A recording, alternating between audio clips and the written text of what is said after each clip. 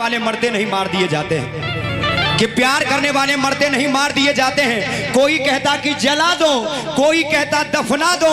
दुनिया में एक भी ऐसा व्यक्ति नहीं है जो ये कहता हो कि दोनों बिछड़ा हुआ है मिला दो। सही बात नहीं ना होता है। एकदम एकदम सही बात बोले। इसीलिए कहा जाता है ना, हवे प्यार पूजा,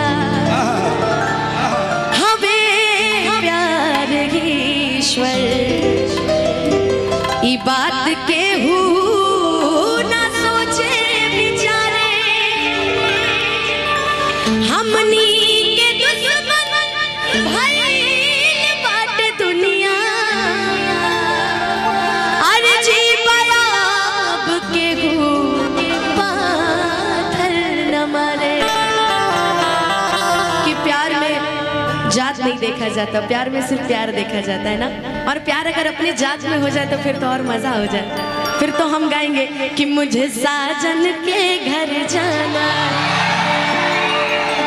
और अगर अपने जात में ना हुआ तो फिर गाओ कि रोते रोते मिले हमसे आगिल बड़ी हमर जान, आज हरदी में लटागिल बड़ी। है ना जी। लेकिन प्यार मोहब्बत की दास्तान सुनाएंगे, लेकिन उससे पहले थोड़ा सा रोमांटिक हो लेते हैं। ऐसे ही देखिए हमारे रुपेश भैया की नई नई शादी हुई थी, और पहले के समय में क्या होता था ना, आज के समय में तो फोन का सिस्टम है, यहाँ एंगेजमेंट हुआ वहाँ वीडियो कॉल बातें शुरू हो जाती है। मोहब्बत से पहले भी वीडियो कॉल बातें शुरू हो जाती थे, लोग एक दूसरे को देख लेते थे। और उस समय में शादी के बाद लड़की को लोग देखते थे। तो भाई अगर पति इतना सुंदर मिल जाए और लड़की भी सुंदर हो, पति भी सुंदर हो, तो भाई सोने पे सुहागा है। तब तो लड़का कहते फिरेगा कि गोरिया चांद के आजोरिया नियन गोर बाड़ू हो, कि गोरिया चांद के आजोरिया नियन गोर बाड़ू हो, कि ताहर जो नहीं खेको बेजोड़ बड़ो। दिन रात आपके मैसेजेस इंस्टाग्राम पे, फेसबुक पे, व्हाट्सएप पे देखती रहती हूँ। फरमाइश तो बहुत ज्यादा है, लेकिन शुरुआत करती हूँ कि सांवली सुरतिया। बुला दीजिए उनको, रुपेश भैया मॉडल लोग को बुला दीजिए कि मोहनी मुरतिया, कि बड़ा निक लागे उनकर मीठी मीठी बतिया, कि मुस्की मेरा जाके लुभा गई, कि मुस्की मेरा जाके लुभा गई। लेकिन मेरा गाना वही है जो आप लोग इतना पसंद करते हैं, सुनते हैं। और साथ में क्या भाई ठीक हो? तुम्हें से पूछना ठीक हो, इससे पूछना ठीक हो, एकदम परफेक्ट। घर परिवार मेहरारू सब ठीक है ना? कि जैसन सो चले रहनी वैसन पियावा। अच्छा चिल्लाए क्यों? हम तो एक लोग के लिए नहीं गए, हम तो सबके लिए गए। तो भाई सब मिलके चिल्लाओ ना यार। कि जैसन सो चले रहनी वैसन पियावा, सांवर न गोर भर हो, जैसन सो चले रहनी वैसन पियावा, गोर भर हो, सांवर न गोर भर हो, थोड़े हर पातर मोट थोड़े आड़ पड़े, सांवर न गोर भर हो, जैसन सो चले रहनी वैसन पियावा, गोर भर हो, सांवर न गोर भर हो।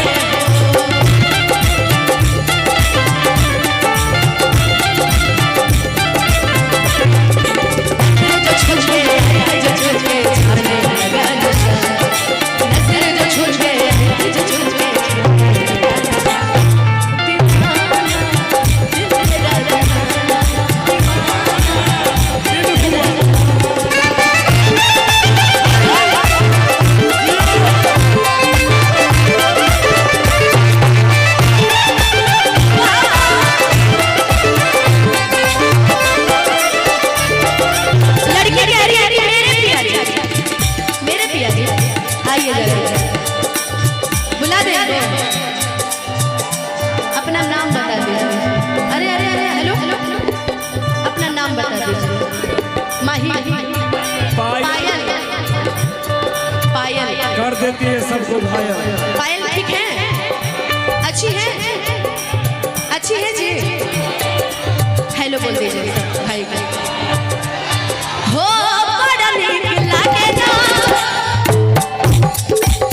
पल्लव जी के बोलिया जब से लहर बड़े आप भगे गली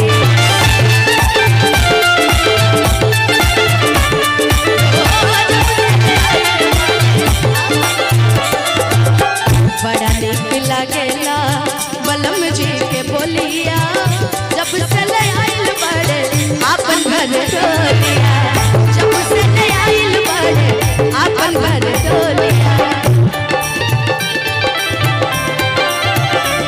अच्छा आपको क्या लग रहा है? सुनिए एक मिनट शांत कीजिए। पायल जी बार बार उधर चल जा रही है तो इन लोग को तकलीफ हो रहा है ना, लेकिन एक बात और बता दे रहे हैं कि इश्क और प्यार का मजा लीजिए, थोड़ा इंतजार का मजा लीजिए, थोड़ा इंतजार का मजा लीजिए। बड़ा नीक लागेला पल्लव जी के बोलिया जब से लहर बड़े आपन घर डोलिया जब से लहर बड़े आपन घर डोलिया कि बन के हमरा जिंदगी कि बन के हमरा जिंदगी में आई जोर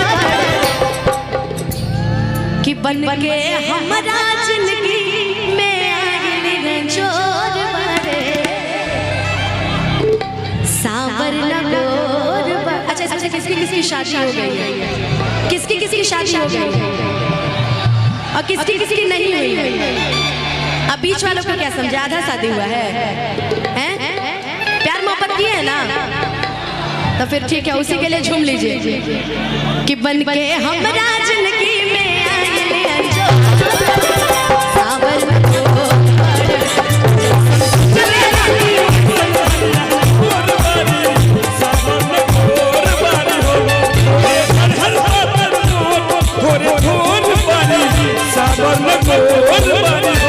मिलते मिलते का गैला कैसन फीलिंग जगा गैला मिलते मिलते का गैला कैसन फीलिंग जगा गैला कब हो गई राम कुछ हमने चले ना मानन जो मेरी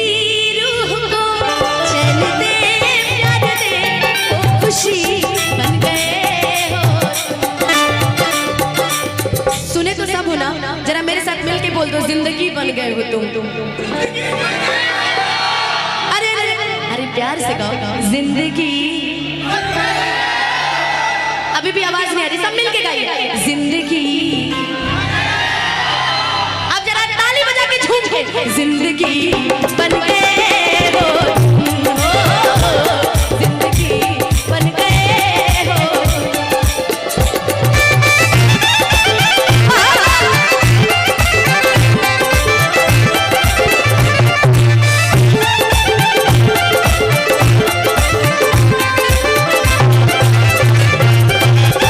लइकन कहा कि अब तू तो हमारी तारीफ कर, अब हमरो फर्ज बना हम तारीफ कर हो सच के जानिया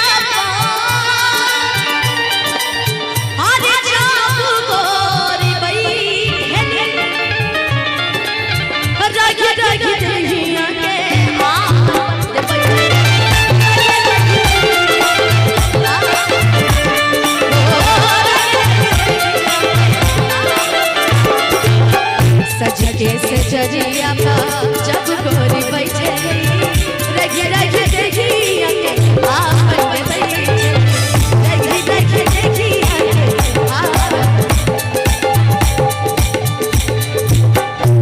और एक और गाना हम साथ में गाओ सब धीरे धीरे राजू थोड़ा सा धीरे। एक गाना और गाती हूँ साथ में मिलके गाना। आपका ना दिल धड़काना मेहंदी लगा के यूं शर्माना, आपका आना दिल धड़काना मेहंदी लगा के यूं शर्माना। इसके आगे आप लोग को तो पूरे गाने याद है, एक बार अपने लिए ताली बजाओ। वाह वाह, पीछे से भी हमारे कुछ दोस्त मित्र वहां से बैठ के वाह वाह क्या बात है, जरा वही से गा दीजिए तो जरा आप सभी मिलके। प्यार आ गया रे, प्यार आ गया रे, आपका आना दिल धड़काना मेहंदी लगा के यूं शर्माना,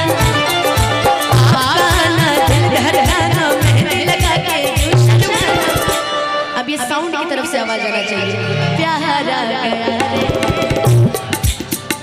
आप लोग भी वहां से गाइए तो प्यार आ गया रे।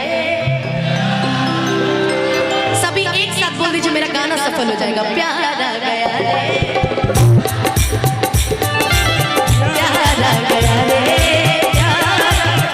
कि बाटे है जुल्म जवानी, कि बाटे है जुल्म जवानी चंदा के चचो। उनके लिए नहीं, अपने लिए गाना है तो उनको देख के, सही बात है, हाई वोल्टेज वाले लड़के तो होते ही हैं। क्या जी, हाई वोल्टेज वाले तो बॉयज होते ही हैं। कि बाटे है जुल्म जवानी चंदा के छको बाड़ी, सावर न गोर भड़ी, बाटे है जुल्म जवानी चंदा कि जैसन चले रहनी वैसन धनिया मोर भड़ी, सावर न गोर कि थोड़े हर कातर मोर थोड़े थोड़ भड़ी, सावर न गोर कि जैसन चले रहनी थोड़े हर कातर मोर थोड़े थोड़